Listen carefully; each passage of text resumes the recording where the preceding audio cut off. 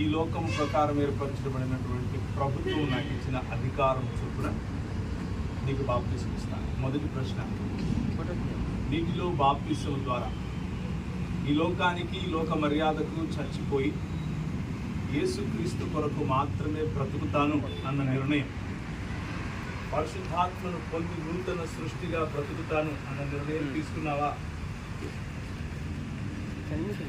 ఈ ప్రాణము యేసును రక్షకుడుగా, ప్రభువుగా, రాజుగా హృదయంలో ప్రతిష్ఠించుకొని పరిశుద్ధాత్మ శక్తితో ఈ దేశంలో దేవుని రాజ్య స్థాపన మరియు విస్తరణ కొరకు పనిచేస్తావా? పరిశుద్ధాత్ముడు ఇచ్చేటటువంటి వరము, ఫలము ఫలిస్తూ సంఘ నిర్మాణంలో నీ పాత్ర, నీ సహాయం, నీ సహకారం చేయటానికి సిద్ధమా?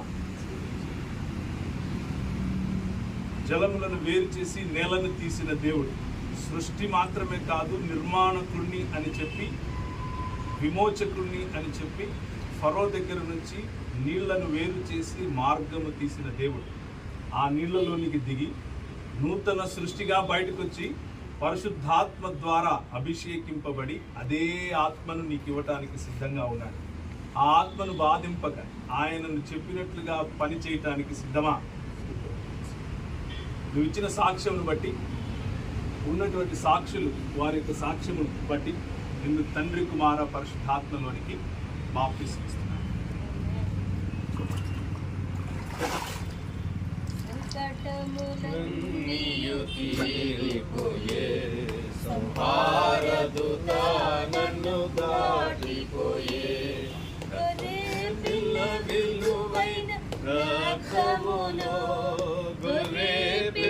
విలువైన రక్తములో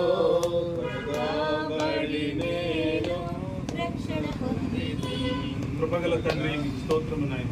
సాయంకాల సమయంలో మీరు మాకు ఇచ్చినటువంటి ధన్యత, సహోదరుని ప్రభా, సాటి సేవకుడిని, కృపగల తండ్రి, నీటి బాప్తిస్మలో ఆయన ఇచ్చినటువంటి సాక్ష్యం, పరిశుద్ధాత్ముని యొక్క ప్రభా ప్రోక్షణ, పరిశుద్ధాత్ముని యొక్క అభిషేకమును ఈయనను తయారు చేసి నీ కొరకు ఒక శ్రేష్టమైనటువంటి సేవకుడిగా నిలబెట్టడానికి మాకు ఇచ్చిన భాగ్యం